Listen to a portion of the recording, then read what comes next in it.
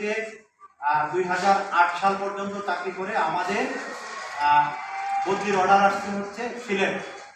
তো 9 সালের জানুয়ারি মাসে আমাকে একটা আমাদের ট্রেনিং হয়, প্রতি ট্রেনিং কোর্সে কন্টিনিউ থাকে, হয়তো আমি যাই আরেকজন যায়। তো সেইখানে আমাকে একটা প্রশিক্ষণের জন্য নির্বাচন করা হয়েছে জানুয়ারি মাসে ঢাকা পিলখানা। সেইখানে 10 সপ্তাহের জন্য আমি প্রশিক্ষণে যাই এবং প্রশিক্ষণে যাওয়ার পথে টোটাল ছাড়পত্র নিয়ে ওইখান থেকে খাগড়াছড়ি থেকে যাই। আমি জয়েন করবো ট্রেনিং শেষে সিলেট আকালিয়া। তখন আমার ইউনিট ফার্স্ট পার্টি চলে যাবে সিলেট, তো সেইখানে যাব। তো ট্রেনিং এর শেষের দিকে এসে এই অনাকাঙ্ক্ষিত ঘটনা পিলখানা। তো পিলখানায় ঘটনার পরে ওইখান থেকে তো পরদিন আমরা সবাই চলে আসছি, অন্যান্যদের মতো আমিও চলে আসছি পিলখানা থেকে। আসার পরে আমি আমার যে কর্তৃপক্ষ ওনার সাথে যোগাযোগ করেছি। যোগাযোগ করার পরে কর্তৃপক্ষ বলতে আমার ব্যাটালিয়ন অধিনায়ক, ওনার সাথে উনি একজন লেফটেন্যান্ট কর্নেল পদবীর অফিসার। ওনার সাথে যোগাযোগ করার পরে উনি বলছে তুমি চলে আসো খাগড়াছড়ি।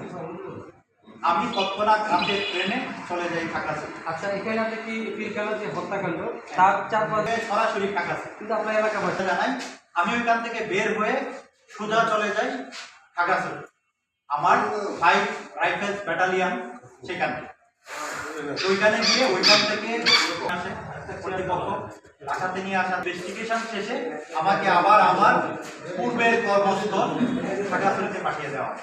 সেখানে খাগড়াছড়িতে আবার আমি অত্যন্ত সুনামের সাথে দক্ষতার সাথে আমার চাকরি অতিবাহিত করি। এলাকায় কতদিন করেছে?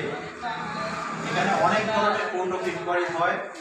সেই কোর্ট অফ ইনকোয়ারি হওয়ার পরে আমাকে আবার খাগড়াছড়ি প্রেরণ করা হয়।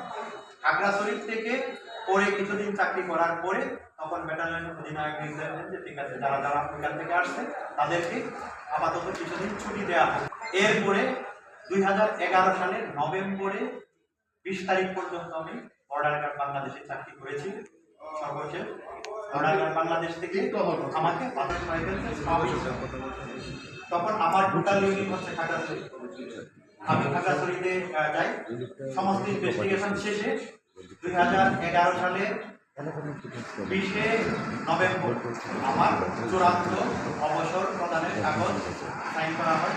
সেখান থেকে আবার আমি সিলেটে আমার নাদাবি আমার সরকারি মালামাল 1 সপ্তাহ থাকার পরে আমি আহসান গ্রুপের স্বনামধন্য বাংলাদেশের স্বনামধন্য প্রতিষ্ঠান এর সেলস অফিসার হিসেবে আমি যোগদান করি। তো আমার রিজিয়নের রিজিওনাল সেলস ম্যানেজার হিসেবে আমি দায়িত্বে আছি, ইনশাল্লাহ অদ্যাবধি পর্যন্ত আছি।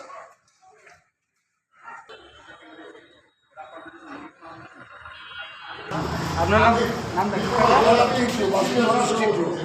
আমি আপনাদেরকে কিছু ব্যক্তিগত কারণে প্রমাণ দেওয়া যাচ্ছি আমার কাছে আছে। এবং দেখেন সে কী ধরনের ছেলে। 1 নম্বরে দেখেন সে যখন আওয়ামী লীগ ক্ষমতা ইসলামের সাংবাদিক গুয়াহাটি একদম রাজু করে একটা ছেলে পলিটিক্যাল কাটছে আন্যা সে এইটা নিউজ করে আওয়ামী লীগের নিউজ করে প্রথম নিউজ করছে যে আমি একটু সন্ত্রাসী, আমি জামাবাদ, আমি কেন্দ্রিক আমার এলাকার এত প্রণব লাইনে মারপিট করি নাই এবং তাদের কাছ থেকে টাকা নিই নাই। আমি একটি আওয়ামী লীগের আমলে চাঁদাবাজি করছি এবং আমি বিএনপি নাম বাংলায় এলাকার মস্তারি করি। রাজুকে আমরা চিনিও না, তারপর আইডেন্টিটি নয় অনলাইন দেখেছেন না, এটা করে বলে আমি শুনছি এই হাজার নেই। তারপরে জিজ্ঞেস করছি যে তুমি কেন বারবার আসো বাবা, বাজার ভালো আমরা ঠিক না, আমরা শেষ করেন না রাজু। আর